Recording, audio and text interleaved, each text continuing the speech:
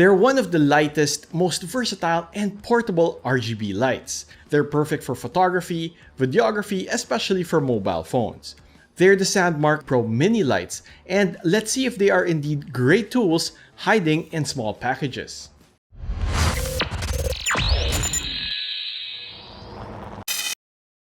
Hey, what's up gearheads? Noel here, and for the first time on the show, you're seeing me without my mustache. So I shaved it off earlier this week thinking that I don't have any shoots in the coming days, but you know, happens and we're here. I'm feeling very uncomfortable, very vulnerable, and I miss that scruff, that's keeping my soul warm, but we gotta power through. Now, enough about me, let's talk about the lights over here. So on my table right now are the Sandmarc Pro Mini Lights. On the left is the RGB version, and on the right is the bicolor. So Sandmarc sent them to me probably 6 weeks ago for testing, and we're doing a very objective and brutally honest review, as is typical of Hammerhead Gearhead. So the first thing I wanted to do was see how they would fare out in the field. So I took them on a 5-day trek up the mountains on a photo and video shoot, and in this video I'll tell you how they did. But before that, let's see what's in the box. So whether you get the RGB or the bicolor light, the contents of the packages are the same. So they come in this box right here. It has a cardboard cover, and inside is a flip-up leather-bound case where everything fits in snugly. In the middle here, you got the light itself. And then what's neat is it already comes with its own diffuser. More on that later.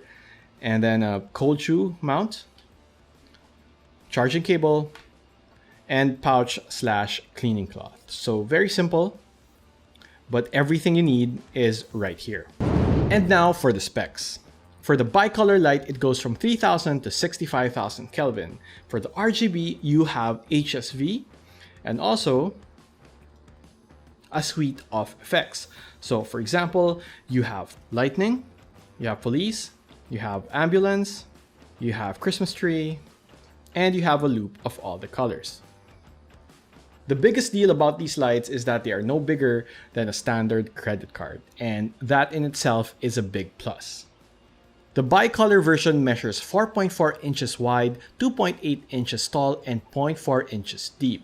The RGB, on the other hand, is slightly thicker at 0.53 inches. The bicolor light weighs 86 grams, while the RGB version weighs 87 grams.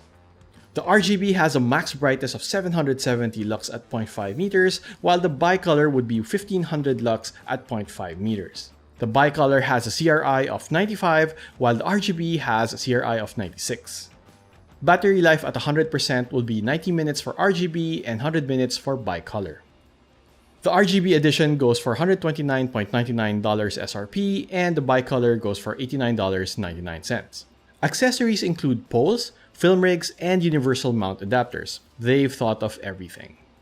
So how did we use them in the field, and better yet, how did they do? First, we used them as video lights. We needed to be as light as possible, so these small, pocketable lights were perfect. They were very useful for really dark situations where we still wanted the shoot to look natural.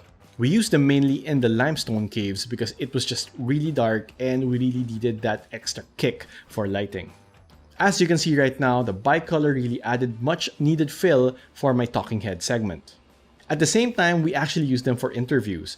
We didn't plan this at all because I wanted the interviews to be done in natural light, but unfortunately the weather wasn't cooperating and we had to use one of these lights as a key light. We obviously weren't prepared and didn't have any mounts, so we shitty rigged the bicolor light to a Light Dome Mini 2. Safe to say it worked wonders. The idea behind attaching it to a Light Dome Mini 2 was to make it a bigger light. Obviously, the strength would have gone down a bit, but at least we have a softer, larger light to work as a key light. Next, I used them as practicals. They looked so good in frame as much as they performed out of frame. And I also use them here in the studio for B-rolls for YouTube and also for TikTok. So they serve me well as fill and edge lights. So normally I'll have one of them bicolor here off to the side as a fill, and then as edge light would be the RGB light mounted here at the top. The main thing that these lights have going for them would be their portability. They are small in size and very light, so they're good for field shoots, on-location shoots, and also for product shots and for mobile phone photography. And because they're so small, they are easy to hide. And next would be the strength of these lights. So here it's at 1%, and if I bump it up all the way to 100%, you are going to be surprised at how strong they are. So I'll use them on me. That's really strong for such a small light. And if you think about it, the fact that we were able to use it as a key light for an interview really speaks volumes. Another great thing about these lights is you can use them while they're plugged in. So even if they have around 100 minutes of battery life, the fact that they can be plugged in and kept on indefinitely means that they could actually be used effectively in a studio situation, which is how I use them right now. And as you've seen previously, they're great for practicals. They're light and very small, so the model won't strain their arms while holding them up for long periods of time. And as I said earlier, they look good in frame as much as they perform out of frame. Another plus is the versatility. They're good for photo, they're good for video, they're good for DSLRs, mirrorless, and even mobile phone photography. So these lights are a really good investment. 90 and 110 minutes for battery life for these lights is also quite impressive. I mean, I would have thought that they will only run for probably 20 minutes because of the size, but 110 minutes, that's quite long. And lastly, what I found really convenient was that if you turn them off and on again, they will remember your last setting.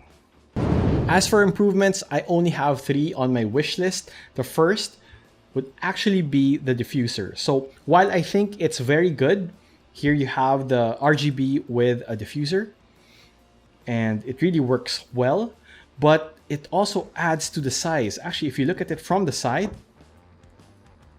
it automatically doubles the thickness of the light. And in fact, I can't help but see it as a bar of soap.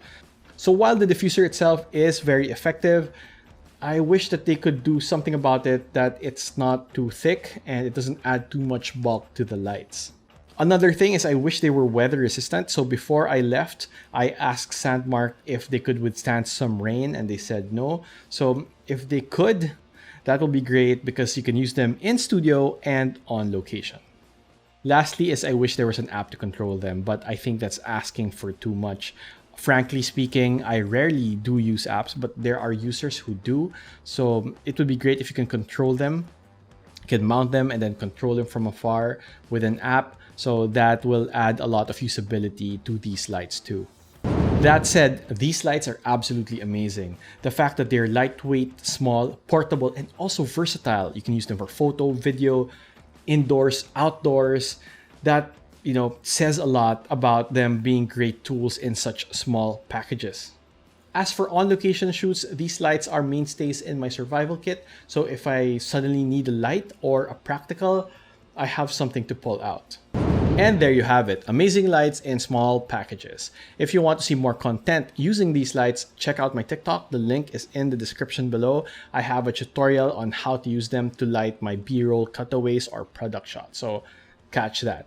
If you want to see more of my work, check out my Instagram, Noel Guevara Photo. Cheers guys, I'll see you in the next video.